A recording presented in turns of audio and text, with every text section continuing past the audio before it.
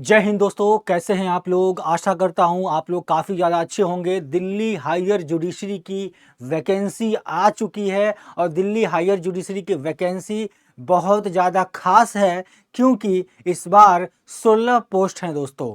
पिछले साल भी ये वैकेंसी आई थी। तो आज के इस पूरे के पूरे लेक्चर में हम समझने वाले हैं कि दिल्ली जुडिशरी की दिल्ली हायर जुडिशरी है उसकी क्या क्या स्टेप्स होंगे, क्या क्या सिलेबस होगा। क्योंकि अभी नोटिफिकेशन का आप देखेंगे इस तरह से आया हुआ है 27 तारीख से, यानी कि 27 दिसंबर से आपको ये नोटिफिकेशन मिल जाएगा। 27 दिसंबर से आप देखेंगे, वेबसाइट पे जाएंगे, दिल्ली हाई कोर्ट के वेबसाइट पे आप जाएंगे तो वहाँ पे ये आपको नोटिफिकेशन मिल जाएगा। दिल्ली हाई कोर्ट के वेबसाइट पे जाना है, ठीक है ना। 27 तारीख को वहाँ पे आपको ये नोटिफिकेशन मिल जाएगा और वहीं से आप अप्लाई कर सकते हैं। टोटल 16 पोस्ट हैं और 16 पोस्ट में आप जनरल के पोस्ट हैं, एससी के पोस्ट हैं, एसटी के पोस्ट हैं। 5 जनरल के हैं, 5 एससी के और 5 एसटी के।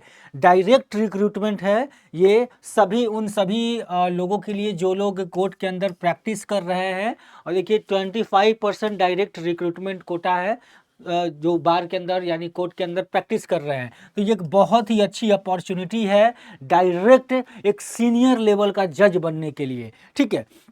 तो देखिए स्टार्टिंग इसका 27 दिसंबर से इसका फॉर्म स्टार्ट होगा और क्लोजिंग डेट है 10 जनवरी 2025। तो ये आपका अप्लीकेशन डेट का डेडलाइन है। वेबसाइट आपको यहाँ मेंशन है दिल्ली हाई कोर्ट .nic.in। यहाँ पे जाकर आप अप्लीकेशन फॉर्म भरेंगे 27 तारीख को। और थोड़ा सा अभी क्योंकि नोटिफिकेशन में आपको ये अभी इतना इन्फॉर्मेशन मिल रहा है, लेकिन इसके अलावा 2023 के जो वैकेंसी आई थी दिल्ली हायर जुडिशरी की, उसके अंदर क्या क्या सिलेबस था उस आधार पर मैं आपको और भी जानकारी दे देता हूँ।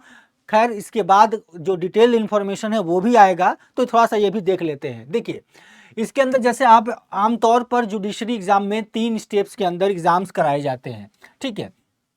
3 स्टेप में अगर एग्ज़ाम का स्टेप की मैं बात करूं, 3 स्टेप में एग्ज़ाम होते हैं जिसमें प्रीलिम्स का एग्ज़ाम होता है, मेंस का एग्ज़ाम होता है ना। इसके बाद आपका इंटरव्यू होता है जिसको हम लोग वाइवा प्रोसेस बोलते हैं, ठीक है। तो आमतौर पर जुडिशरी में 3 आपको हर जगह मिल जाएंगे, हर स्टेट में मिल जाएंगे। तो यही स्टेप यहाँ भी फॉलो होगा। इसके अंदर आप देखेंगे ये दिल्ली हायर जुडिशरी जो 2023 का है, इसके अंदर आपको क्या क्या चीज़ें देखने को मिलेंगी। देखिए ऑब्जेक्टिव होता है एग्जाम 2023 का अनुसार देखा जाए तो 2 ऑब्जेक्टिव होता है, 25% निगेटिव मार्किंग है और इसके साथ रिटन मेंस जो है वो रिटन होता है, ठीक है। इसके अलावा क्या इंफॉर्मेशन है, वाइवा प्रोसेस भी कराया जाएगा। सिलेक्टेड कैंडिडेट जो पीटी पास करेंगे, प्रीलिमिनरी एग्जामिनेशन पास करेंगे, वो वाइवा वगैरह अपना देंगे। देखिए इसमें एक चीज़ आपको बता दूं, जो हायर जुडिशरी का एग्ज़ाम होता है इसके अंदर आपका एलएलबी तो मस्ट है ही, इसके अलावा एलएलबी के साथ साथ 7 इयर्स का एक्सपीरियंस इसके अंदर मांगा जाता है।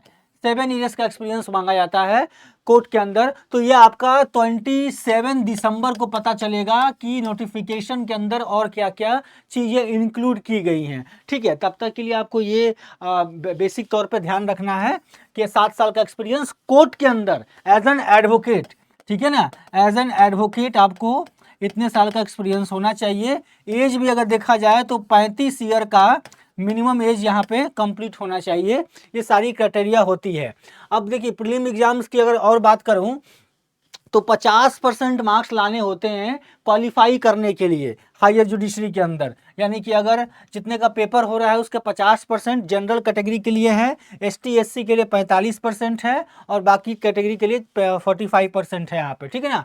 तो देखिए 150 मार्क्स का एग्जाम होता है जिसमें 150 क्वेश्चन होते हैं, 150 क्वेश्चन होते हैं और 0.425 नेगेटिव मार्किंग बनी, 25% नेगेटिव मार्किंग होती है। यानी कि 150 क्वेश्चन और 150 मार्क्स का होता है, ठीक है। और नेगेटिव मार्किंग होती है 25%, यानी कि 0.25% आप बोल सकते हैं, इतनी नेगेटिव मार्किंग आपकी कंप्लीट होती है। तो एग्जाम के अंदर 2 घंटे का ये पेपर है और अभी जो नोटिफिकेशन आएगा उसमें भी इस तरह के अगर कोई बदलाव नहीं होते हैं तो इस तरह से पैटर्न पर एग्जाम दिल्ली हायर जुडिशरी की हो सकती है, ठीक है। ये 2023 का है, इसके आधार पर मैं आपको बता रहा हूँ। इसके अलावा प्रीलिम्स एग्जाम में सिलेबस की अगर मैं बात करूं क्या क्या पढ़ना पड़ता है, तो देखिए पढ़ने के लिए तो बहुत कुछ है इसके अंदर।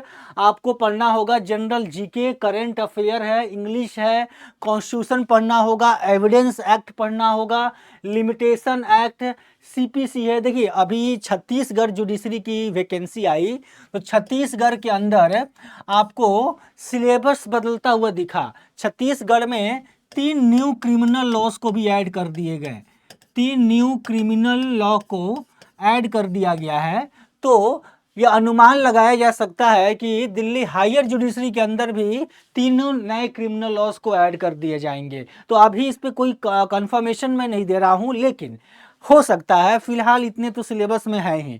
तो देखिए लिमिटेशन एक्ट, सीपीसी हो गया, इसके अलावा सीआरपीसी हो गया, आईपीसी है, Indian contract act, Indian partnership act, arbitration cancellation act, specific relief act, transfer of property act, sales and goods act, negotiable instrument act, Indian succession act, Indian Hindu succession act, prevention of corruption act, protection यानी POCSO act, recovery of debit and bankruptcy act, securities act हैं। इसके बाद enforcement of securities act, motor vehicle act है, industrial dispute act है, payment of wages act है, employee compensation act है, minimum wages act है। तो कुछ माइनर्स लॉ है, देखिए जोनाइल भी आता है इसके अंदर, जेजे एक्ट है, आईटी एक्ट है, ट्रेड एक्ट है, कॉपीराइट, पेटेंट, डिजाइन। यानी कि आप देखेंगे यहाँ पे आपको कॉम्बिनेशन मिलेगा मेजर एक्ट, जो मेजर लॉ है, मेजर लॉ है, और प्लस माइनर लॉ का आपको जो कॉम्बिनेशन है वो आपको कंबाइन मिलेगा यहाँ पे, ठीक है।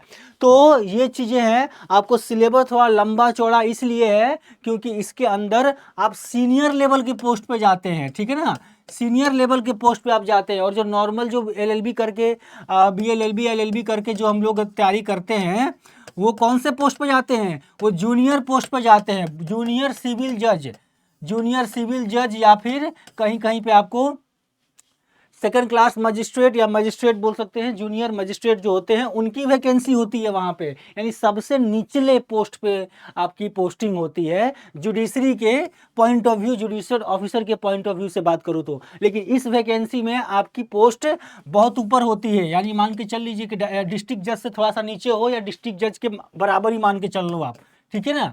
तो इतनी बड़ी पोस्ट है, इसलिए ये काफ़ी ज़्यादा इंपॉर्टेंट है, इसलिए इतना सिलेबस है इसके अंदर, ठीक है ना।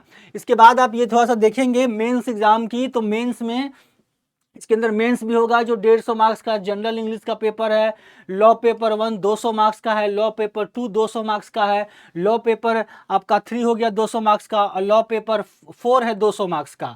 इतने आपके जो है आपके एग्जाम्स में आ रहे हैं 750 मार्क्स के। इसके बाद 250 नंबर का इंटरव्यू भी इसके अंदर इंक्लूड है, और 50% जनरल को 50% लगभग लाना होता है। तो ये आपका पूरा का पूरा क्राइटेरिया था जो मैंने आपको यहाँ पे बताया।